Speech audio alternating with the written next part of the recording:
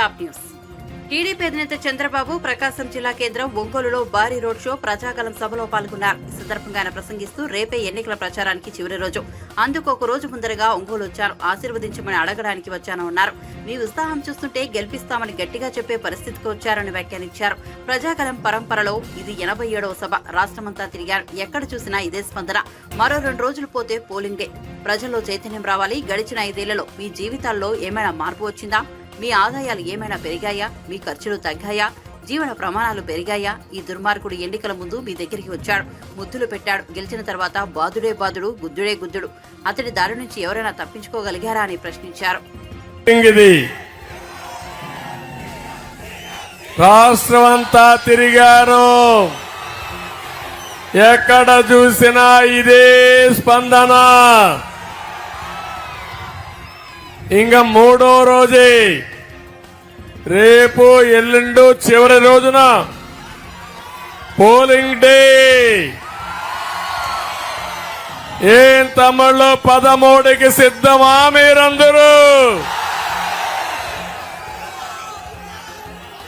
అందుకే నేను ఒకటే అడుగుతున్నా, ఓటు పోయే మునుపు ఒక్కసారి మీలో ఒక చైతన్యం రావాలి. నేను అడుగుతున్నా, గడిచిన 5 సంవత్సరాల్లో మీ జీవితాలు ఏమైనా మార్పు వచ్చిందా? మీ ఆదాయాలు పెరిగాయా? మీ ఖర్చులు తగ్గాయా? జీవన ప్రమాణాలు పెరిగాయా? తమ్ముళ్ళు, దుర్మార్గుడు ఎన్నికల ముందు వచ్చాడు మీ దగ్గరికి, తల మీద చెయ్యి పెట్టాడు, జ్ఞాపకం చేసుకోండి. బుగ్గలు నిమిరాడు, జ్ఞాపకం చేసుకోండి. ముద్దులు పెట్టాడు, జ్ఞాపకం ఉందా మీకు? గెలిచిన తర్వాత బాధుడే బాధుడు, గుద్దుడే గుద్దుడు. అవునా కాదా? ఎవరికైనా ఎగ్జిబిషన్ ఉందా తమ్ముళ్ళు? ఈ దాడిలో ఎవరైనా తప్పించుకున్నారా మీరని అడుగుతున్నా. ఎన్ని అరాచకాలు! ఓసారి బాధ, ఆవేదన, కూల్చివేతలు, దాడులు, అక్రమ కేసులు, సెటిల్మెంట్లు. ఒకటి కాదు, నా జీవితంలో ఇంత అరాచకం ఎప్పుడూ చూడలేదు.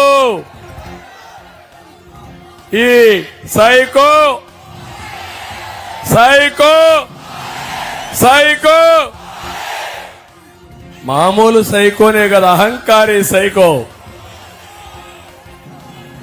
ఒక విధ్వంసకారి సైకో. అవునా కాదా? ఎవరైనా పరిపాలన ఒక మంచి కార్యక్రమంతో ప్రారంభిస్తాడు. నేను కట్టిన ప్రజావేదిక జ్ఞాపకం ఉందా మీ అందరికీ? అక్కడే కలెక్టర్స్ కాన్ఫరెన్స్ పెట్టాడు. పెట్టి మీరందరూ చూడండి నేనేం చేస్తానని ప్రజావేదికను కూలుస్తున్నానని చెప్పి కూల్చిన వ్యక్తి ఈ సైకో. అక్కడి నుంచి నేను అడుగుతున్నా, ఎప్పుడైనా ఒక్క మంచి పని చేశాడా తమ్ముళ్ళు అని అడుగుతున్నా. నేను అడుగుతున్నా మీ అందరినీ, ఈరోజు ఈ ప్రభుత్వం వల్ల అన్ని విషయాలు నష్టపోయాం. కరెంటు ఛార్జీలు ఎన్నిసార్లు పెంచాడని మిమ్మల్ని అడుగుతున్నా. 8 సార్లు పెంచాడా లేదా? 200 రూపాయల కరెంటు ఛార్జీ ఇప్పుడు ఎంత? 1000 రూపాయలు అయిందా లేదా? ఏం చెల్లమ్మా, నీ కోపం వచ్చిందా? ఇంకా రాలా? ఆవేశం రాలా? మీ కుటుంబం గుల్లైపోయిందా లేదా? మీ ఆదాయం సగం కరెంటు ఛార్జీలకు పోయిందా లేదా? నేనున్నప్పుడు పెంచానా? కరెంటు కొరత ఉందా? అది సమర్థవంతమైన పాలన, సుపరిపాలన.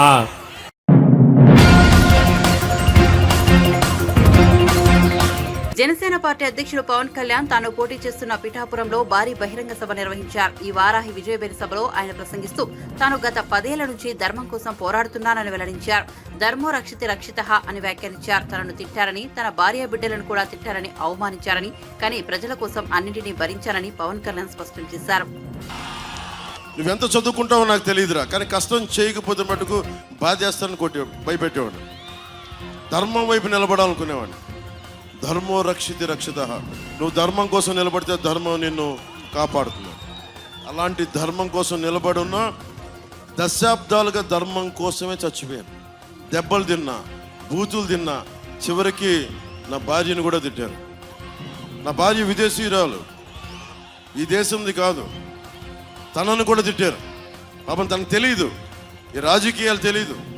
నేను ఒకటే అడిగా, ఒక్కసారి భారతదేశపు రాజకీయం అర్థం కాదు, ఎందుకు ఇలా ఇంట్లో ఉండే వాళ్ళు తిడతారని అడిగింది. భయపడింది, ఇబ్బంది పడింది.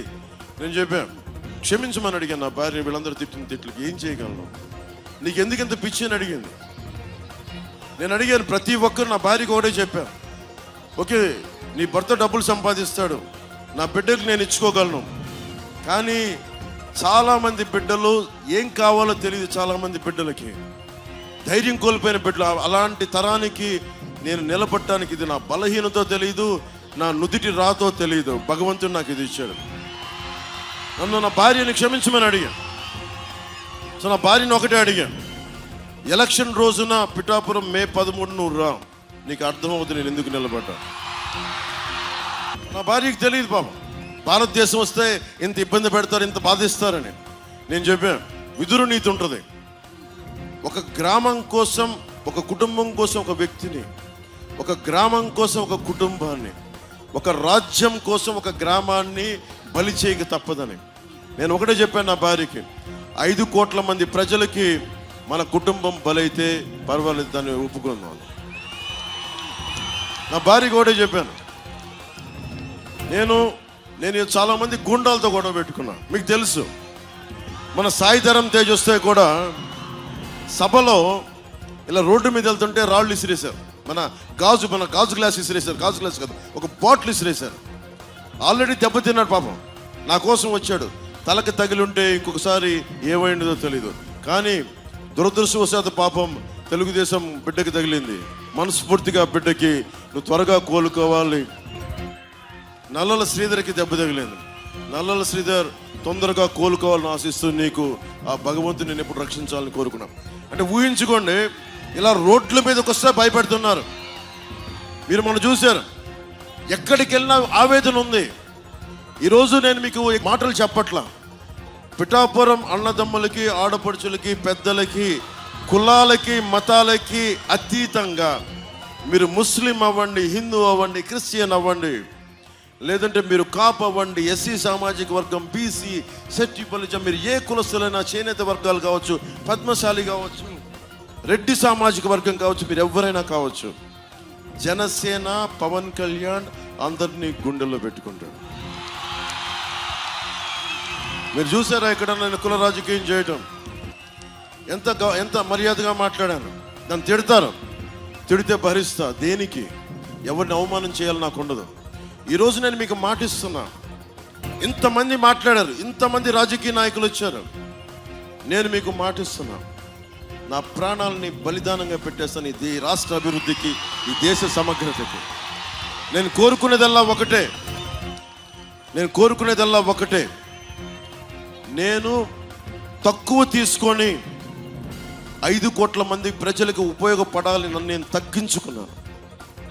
అందరూ అడుగుతారు దేనికి తగ్గించుకున్నామని. చిన్నప్పుడు నాకు స్కూల్లో నా టీచర్ చెప్పింది, సౌరమ్మ నా టీచర్, ఇమాన్యుయల్ టీచర్. ఆవిడ ఒకటే మాట చెప్పింది, బైబుల్ సూక్తి ఒకటి చెప్పింది. చాలా 4వ తరగతిలో 5వ తరగతిలో తనని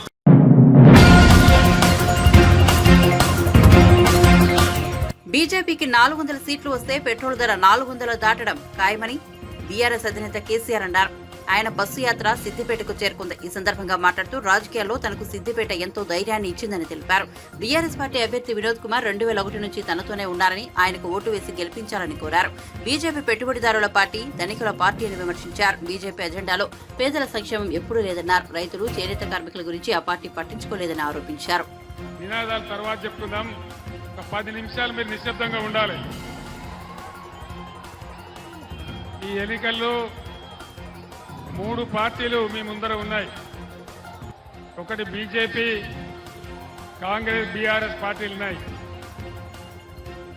మీ అందరినీ కూడా నేను కోరేది ఒకటే, బీజేపీ ఎజెండాలో ఏనాడు కూడా పేదల అవస్థలు ఉండవు, పేదల మాట ఉండదు, రైతులు ఉండరు, చేనేత కార్మికులు ఉండరు, సామాన్య బడుగు బలహీన వర్గాల బాధలు కానీ ఉండవు. అది ఎంతసేపు పెట్టుబడిదారుల పార్టీ, కార్పొరేట్ల పార్టీ తప్ప సామాన్య జనుల పార్టీ బీజేపీ కానే కాదు అని చెప్పి నేను మనవి చేస్తా ఉన్నా. బీజేపీ వచ్చినప్పుడు నరేంద్ర మోడీ గారు మా గవర్నమెంట్ వస్తే విదేశాల్లో ఉన్న నల్ల డబ్బులు తెచ్చి ఇంటికి 15 లక్షలు ఇస్తామని చెప్పినారు. 15 లక్షలు వచ్చినాయా? వినబడతలేదు. 15 లక్షలు నరేంద్ర మోడీ ఇచ్చిండా? ఇయ్యలేదా? బేటీ పడావో బేటీ బచావో ఏమైనా వచ్చిందా? అమృత్ కాల్ వచ్చిందా? అచ్చే దిన్ వచ్చినాయా? ఏం రాలి, అంత పట్టిదే గ్యాసు ట్రాషు తప్ప ఏం లేదు. బీజేపీ వాళ్ళు చెప్తున్నారు అబ్కి బార్ 400 పార్ అని. 400 పార్ నిజమే. 400 పార్ ఏమైతుంది? పెట్రోల్ 400 పార్, డీజిల్ 400 పార్, కానీ నరేంద్ర మోదీ 400 పార్ కాదు అనే మనవి చేస్తా ఉన్నా. మీ అందరు నేను ఒకటే కోరుతా ఉన్నా, భారతీయ జనతా పార్టీ విద్వేషాలు నింపి ప్రజల మధ్య పగలు పెంచి దేశాన్ని చీల్చే పని చేస్తుంది తప్ప పేద ప్రజల గురించి, రైతుల గురించి, చేనేత కార్మికుల గురించి, పనిచేసుకుని బతికేటువంటి ప్రజల గురించి ఏ ఒక్క మంచి పని కూడా చేసే పార్టీ కాదు. కాంగ్రెస్ పార్టీ గత అసెంబ్లీ ఎన్నికల్లో అరచేతిలో వైకుంఠం చూపించి అలవిగాని హామీలిచ్చి గద్దెకెక్కింది కాంగ్రెస్ పార్టీ. ప్రతి ఇంటికి, ప్రతి మహిళకు 2500 ఇస్తామన్నారు. మహిళలకు 2500 వచ్చినాయా? రుణమాఫీ అయ్యిందా? రైతు బంధు అందరికి పడ్డదా? కరెంటు సరిగా వస్తున్నదా? కరెంటు కోతలు మళ్ళా మొదలైనయా? మన రంగనాయక సాగర్ ఎండబెట్టినరా? రైతుల పంటలు ఎండినాయా? అంటే ఇది పరిస్థితి. ఒకటి స్కీమ్ పెట్టిండ్రు, అది మహిళలకు బస్సు, అది టోటల్ గా ఫెయిల్ అయిపోయింది. ఒక సర్కస్ లాగా అయిపోయింది తప్ప యువలకు లాభం జరగలే. అందువల్ల మీ అందరినీ కూడా నేను కోరేది, అర్థం చేసుకొని వివేచనతోని మన రాష్ట్ర భవిష్యత్ కోసం, ఈ దేశ భవిష్యత్ కోసం ఆలోచించి ఓటేయాలి తప్ప ఓటు ఎప్పుడు కూడా ఆగమాగ వెయ్యకూడదు. ఏ ఒక్క హామీ అమలు కాలే, అవుతుందనే ఆశ కూడా లేదు. ఆ రోజు మనం 30,000 కోట్లు 2 దఫాలుగా రుణమాఫీ చేసినాం. ఈ ముఖ్యమంత్రి చెప్పినాడు, మీరు పరిగెత్తండి, లోన్ తీసుకోండి, డిసెంబర్ 9వ తేదీ నాడే 2 లక్షల రుణమాఫీ చేస్తామని చెప్పినారు. రుణమాఫీ జరిగిందా? ఏది కూడా జరగలే.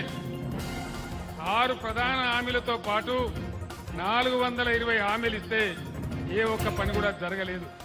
బీజేపీతో ఏ ఒక్క పని జరగలేదు. అదే బీఆర్ఎస్ ప్రభుత్వం ఉన్నప్పుడు అన్ని వర్గాల ప్రజలను కులము, మతము అనే తేడా లేకుండా ఒక కోడి తన పిల్లలను కాపాడుకున్నట్టుగా అందరినీ కూడా వెనకకి తీసుకొని మనం ముందుకు పోయినాం.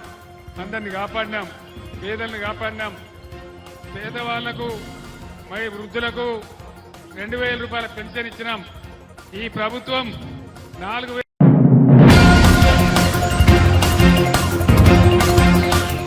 మాజీ మంత్రి వివేక కుమార్తె సునీతారెడ్డి కీలక వ్యాఖ్యలు చేశారు. వైఎస్ఆర్ జిల్లా ప్రొద్దుటూరులో ఆమె మీడియా సమావేశంలో పాల్గొన్నారు. పులివెందులలో సింగిల్ ప్లేయర్ గా ఉండేందుకు వివేకానందరెడ్డిని హత్య చేశారని మాట్లాడారు. ఇంకా ఎవరైనా హత్య చేయాలని అనుకుంటున్నారా అని ప్రశ్నించారు. తనను నరికేస్తారా లేక షర్మిలను నరికేస్తారా అని అడిగారు. తనకు ఎప్పుడైనా ఏమైనా జరగొచ్చని అన్నిటికీ తెగించే పోరాడుతున్నామని సునీత స్పష్టం చేశారు. గెలిపించాల్సిన బాధ్యత ఎవరిది? గెలిపించాల్సిన బాధ్యత మన వాళ్ళది. అంటే జగన్మోహన్ రెడ్డిది, అవినాష్ రెడ్డిది, భాస్కర్ రెడ్డిది గెలిపించాల్సిన బాధ్యత. మీ వాళ్ళు వెన్నుపోటు పొడిచి, మీ వాళ్ళు అవినాష్ రెడ్డి, భాస్కర్ రెడ్డి, శంకర్ రెడ్డి వీళ్ళు వెన్నుపోటు పొడిచి వివేకానంద రెడ్డి గారిని ఓడించి మళ్ళీ ఆ బ్లేమ్ అపోజిషన్ పార్టీ మీద, అపోజిషన్ పార్టీ క్యాండిడేట్ పెట్టిందే గెలవడానికి. వాళ్ళ గోల్ వచ్చేసి గెలవడమే కదా. ఓడించిండేది అక్కడ మీ వాళ్ళు. పులివెందుల ఓట్లే మనకి వివేకానంద రెడ్డి గారికి పడలేదు. ఎందుకంటే మీరు మీ వాళ్ళ చేత వెన్నుపోటు పొడిచారు. సో మళ్ళీ దాన్ని తిప్పి మారేడు పోసి ప్రశ్నిస్తున్నారు. జగన్మోహన్ రెడ్డి గారు సంజయ్ చెప్పాలి, ఆయన ఎందుకు నిందితులను ప్రొటెక్ట్ చేస్తున్నాడు, ఈ రోజు కూడా ఎందుకు నిందితులను ప్రొటెక్ట్ చేస్తున్నాడు, నిందితులు ఎందుకు క్వశ్చన్ చేయడం లేదు. ఎంతసేపు వివేకానంద రెడ్డి చనిపోయాడు, ఆయన మీద భ్రష్టుగా పట్టించే మాటలు మాట్లాడుతున్నాడు, కానీ ఆయన గురించి ఒక్క మాట కూడా మంచి మాట ఎందుకు మాట్లాడట్లేదు. ఈ వివేకానంద రెడ్డి కదా ఆయన కోసం ఆయన పదవి త్యాగం చేసింది, ఈ వివేకానంద రెడ్డి కదా ఆయనను ఓడించినా కానీ, మీ వాళ్ళు ఓడించినా కానీ మీ గెలుపు కోసం కష్టపడి పనిచేస్తుంది. మరి అంతటి మనిషిని ఒక మనిషిలాగా గుర్తించానంద రెడ్డి, ఈ చిన్నాన్న కనీసం ఆయన ఒక మనిషిలాగా గుర్తించవయ్యా. పార్టీలకు సంబంధించింది కాదు, కడప ఎంపీ ఎలక్షన్ పార్టీలకు సంబంధించింది కాదు, ఇది ఒక న్యాయ పోరాటం. దీంట్లో ప్రజా తీర్పు కోసం మొత్తం ప్రపంచం అంతా చూస్తుంది. దయచేసి కడప ప్రజలందరూ దయచేసి అర్థం చేసుకోవాలి, ఇది పార్టీలకు అతీతంగా న్యాయం కోసం పోరాడే ఒక ఎలక్షన్. ఒక పక్కన నిందితుడు ఉన్నాడు, ఒక వైఎస్ రాజశేఖర రెడ్డి గారి తమ్ముడు వివేకానంద రెడ్డి గారిని హత్య చేయించిన కేసులో నిందితుడు ఒక పక్కన ఉన్నాడు, ఒక పక్కన వైఎస్ రాజశేఖర రెడ్డి గారి కూతురు షర్మిలమ్మ, న్యాయం కోసం పోరాడే షర్మిలమ్మ ఒక పక్కన ఉంది.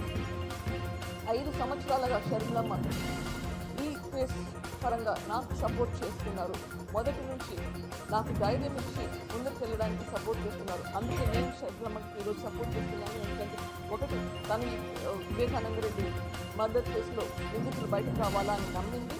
2, వివేకానంద రెడ్డి గారు షర్మిలమ్మకి ఎంపీ చేయాలనుకున్నాడు. పోయిన ఎలక్షన్లో చాలా ప్రయత్నించాడు, అది కుదరలేదు. కనీసం ఆయన చనిపోయినాక అయినా అది నెరవేరుతుంది అన్న ఆశతోటి ఈ ముందుకు వెళ్తున్నాము. సో ఈ ఎలక్షన్ పార్టీలకు అతీతంగా అందరూ ప్రజలు ఏ పార్టీ అయినా పార్టీ సంగతి పక్కన పెట్టేసి న్యాయం వైపు ఓటు వేయమని అందరినీ మళ్ళీ మరొకసారి ప్రాధేయపడుతున్నారు. ఇది వైఎస్ఆర్సీపీ వాళ్ళైనా సరే, టీడీపీ వాళ్ళైనా సరే, న్యాయం వైపు షర్మిలమ్మకు హస్తం గుర్తుకు ఓటేసి గెలిపించండి. పులివెందుల్లో సింగిల్ ప్లేయర్ ఉండాలనే వివేకానంద రెడ్డిని హత్య చేశారు. పులివెందుల్లో సింగిల్ ప్లేయర్గా ఉండాలనే వివేకానంద రెడ్డిని హత్య చేశారు. మళ్ళీ అదేమంటున్నారు అంటే ఇంకా ఏమైనా హత్యలు చేయడానికి ప్లాన్ ఉందా మనకి? నేనైతే నా వీలునామా రాసిస్తున్నాను నా పిల్లలకి. తెగించుకొనే వచ్చాను, అన్నీ తెగించి వచ్చాను ముందరికి. భారతి గారు నన్ను నరికేస్తారా, షర్మిలమ్మని నరికేస్తారా నాకు తెలియదు. సింగిల్ ప్లేయర్గా ఉండాలంటే అదొకటే పాసిబిలిటీ. అదే ఈ హత్య జరిగింది ఆ ఒక్క కారణం గురించి. సింగిల్ ప్లేయర్ ఉండాలా అవినాష్ అని చెప్పి వివేకానంద రెడ్డి అవినాష్కి ఎప్పుడైనా ప్రాబ్లం క్రియేట్ చేస్తాడు. వివేకానంద రెడ్డి జగన్మోహన్ రెడ్డిని ఎదిరించి మాట్లాడగలిగే సత్తా ఉంది అన్న భయంతో ఈ హత్య జరిగింది. మళ్ళీ అదే మాట అంటున్నారు.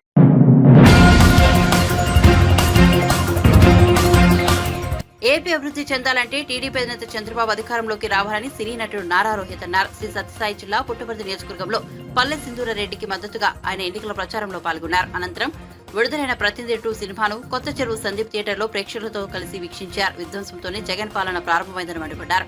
వైఎస్ఆర్సీపీ పాలనలో రాష్ట్రం చాలా ఏళ్లు వెనక్కు వెళ్లిందని ఆవేదన వ్యక్తం చేశారు.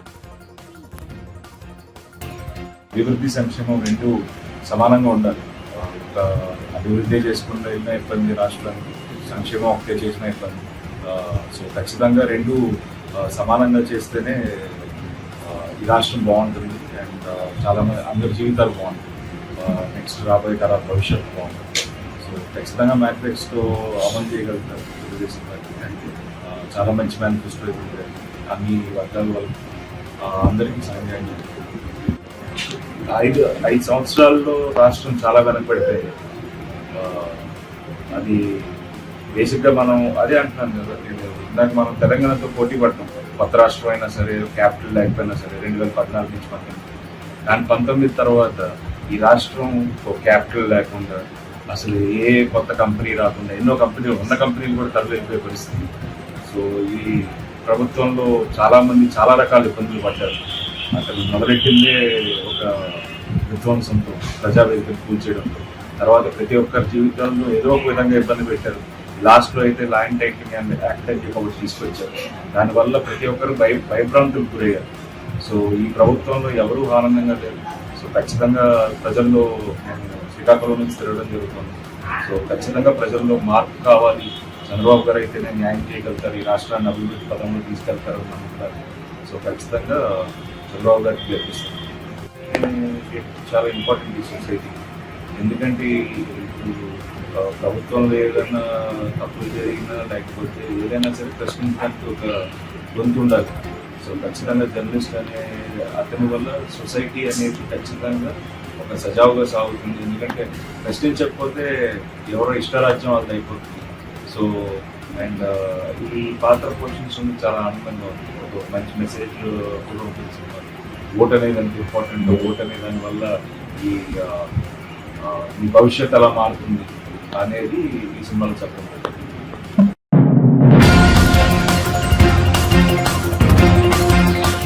బాపట్ల జిల్లా అద్దంకి వైఎస్ఆర్సీపీ అభ్యర్థి పానెం హనిమిరెడ్డి వివాదాస్పద వ్యాఖ్యలు చేశారు. వైఎస్ఆర్సీపీకి ఓటు వేసిన వారికే తన సేవకుడని, వారికే సేవ చేస్తానని వ్యాఖ్యానించారు. ఇతరులకు ఓటేసిన వారు ఎవరూ తన వద్దకు రావద్దని హెచ్చరించారు. ఇటీవల సంతమాగులూరు మండలం కొప్పరంలో నిర్వహించిన ఎన్నికల ప్రచారంలో ఆయన చేసిన ఈ వ్యాఖ్యలు ఆలస్యంగా వెలుగులోకి వచ్చాయి.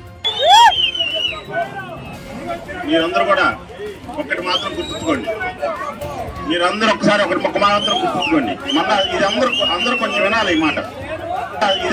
అందరూ కొంచెం వినాలి ఈ మాట. బాగా జాగ్రత్తగానండి. ఈ పీరియడ్ లో జగనన్నకు ఓటు వేయకుండా ఎలక్షన్స్ అయిపోయిన తర్వాత అన్నా నాకు 10,000 ఓట్లు ఉన్నాయి, 5,000 ఓట్లు ఉన్నాయి, మీ పార్టీలో చేరతా అంటే మాత్రం చెప్పు తీసుకొని కొడతామని చెప్పి డబ్బులు ఓటు మాకు బాగా జాగ్రత్తగానండి. ఈ పీరియడ్ లో జగనన్నకు ఓటు వేయకుండా ఎలక్షన్స్ అయిపోయిన తర్వాత అన్నా నాకు 10,000 ఓట్లు ఉన్నాయి, 5,000 ఓట్లు ఉన్నాయి, మీ పార్టీలో చేరతా అంటే మాత్రం చెప్పు తీసుకొని కొడతామని చెప్పి డబ్బులు ఓటు మాకు ఊళ్ళో కష్టకాలంలో ఉన్న పార్టీని లాక్కొచ్చిన కార్యకర్తలు ఉన్నారు. వాళ్ళని వదిలేసి మిమ్మల్ని నెత్తులు పెట్టుకోవాల్సిన అవసరం ఆ పార్టీకి లేదని చెప్పి తెలియజేస్తా ఉన్నా. అంతేగాని టీడీపీ ఓటేసి అన్నా పొరపాటు అయిందన్నా, సారీ అన్నా, అదన్నా ఇదన్నా ఇక్కడ ఉంది గరటయ్య గారు కాదు, గొట్టిపేట రవి కాదు, హనీరెడ్డి కత్తయ్య. మీ అందరూ బాగా గుర్తుపెట్టుకోండి. మీ అందరూ కూడా కొంచెం చెప్తా ఉన్నా, పొరపాటున మీరు ఎవరైనా సరే అన్నా నేను ఓటేశాను, మా అబ్బాయి ఓటేయలేదన్నా, కొద్దిగా మా అబ్బాయి సహాయం చేయమంటే కూడా చేయండి. నేను ఇది గుర్తుపెట్టి జగనన్నకు ఓటు వేయాల్సిందే. ఓటు వేసినానికే ఖచ్చితంగా నేను ఇక్కడ సేవకుని. జగనన్నకు ఓటు వేయకుండా అబ్బాయి లేదు, అమ్మాయి లేదు, ఎవరు లేదు. జగనన్నకు ఓటు వేసిన వాళ్ళకి నేను సేవకుని. ఇది గుర్తుపెట్టుకొని అందరూ రాబోయే కాలంలో ఫ్యాన్ గుర్తుపై ఓటు వేసి గెలిపించాలని చెప్పి కోరుకుంటా ఉన్నాను. వాళ్ళని ఎవరిని కూడా నా దగ్గర తీసుకురావచ్చు, కూడా తీసుకొచ్చినా అని నేను కొంచెం తేడా కానీ కాబట్టి మీరు జాగ్రత్తగా ముందు చెప్తున్నాను.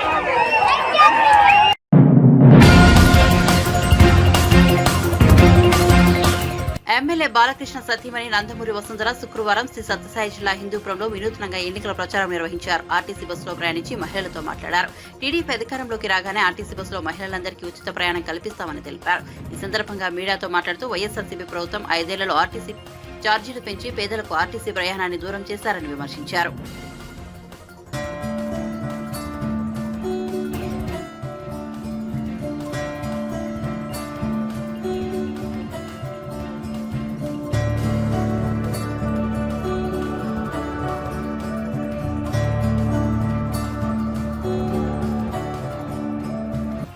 పేదవాళ్ళ ఆరోగ్య రథం ఆర్టీసీ బస్ అండి. మన ప్రభుత్వం ఆర్టీసీ ట్రావెల్ ఫ్రీ చేస్తారండి. దానికోసం అవేర్నెస్ కోసం మేము ప్రయాణం చేస్తున్నాము. చాలా మంది విద్యార్థులు రోజు మార్నింగ్ ఈ బస్సులో వెళ్తారండి. వాళ్ళందరికీ సౌకర్యంగా ఫ్రీగా వాళ్ళ ఖర్చు లేకుండా పేదవాళ్ళ రథంగా చంద్రబాబు నాయుడు గారు వారికి ఫ్రీ బస్ ట్రావెల్ పెట్టారు. ఎస్పెషల్లీ మహిళలండి, మహిళలకు లేడీ అందరూ ఈ రథంలోనే ప్రయాణం చేస్తారు. వాళ్ళందరికీ సౌకర్యంగా ఉండాలని చంద్రబాబు నాయుడు గారు గ్రహించి ఫ్రీ బస్ ట్రావెల్ పెట్టారండి. ఈ గవర్నమెంట్లో లాస్ట్ 5 yearsలో 3 సార్లు ఆర్టీసీ బస్ ఛార్జెస్ పెరిగాయండి. ఇది చాలా కష్టంగా ఉంది బీద వాళ్ళకి. అందుకని ఫ్రీ బస్ ట్రావెల్ పెట్టారండి మహిళలకి. మా స్టూడెంట్స్ అందరూ చాలా ఇబ్బంది పడుతున్నారండి. వాళ్ళకి చాలా ఖర్చు అవుతుంది.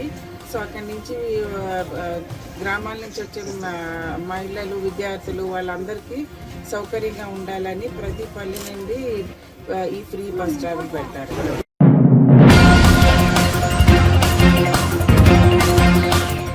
ఆంధ్రప్రదేశ్లో ఎన్డీఏ కూటమి విజయం సాధించాలని గుంటూరు జిల్లా రైతులు వినూత్నంగా శుభాకాంక్షలు తెలిపారు. కొల్లిపర మండలం అత్తోట గ్రామంలో కౌలు రైతులు టీడీపీ, జనసేన, బీజేపీ కూటమి గుర్తులను పంట పొలాల్లో చిత్రీకరించారు.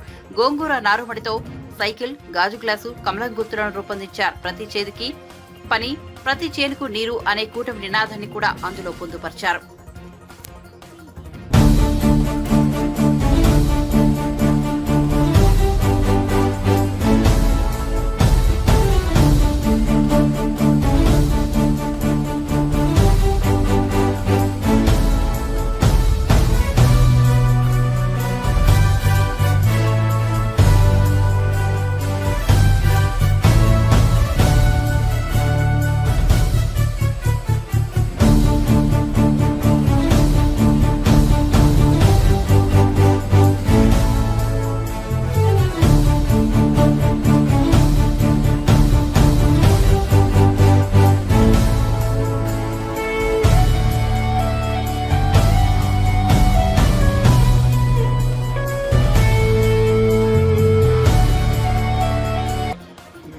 కూటమికి తోడుగా వేసి మద్దతు తెలుపుతున్నాం. ఎందుకంటే ఆయన ప్రతి చేనికి నీళ్ళు, ప్రతి చేతికి పని, ఈ కాన్సెప్ట్ మాకు బాగా నచ్చి మేము రైతులం, మా రైతుల ద్వారాగా మేము ఏ ఇవ్వాలో, ఎట్లా మద్దతు ఇవ్వాలో అనే ఆలోచనతో ఈ గుర్తులు వేసి కూటమికి మేము మద్దతు తెలుపుతున్నాం.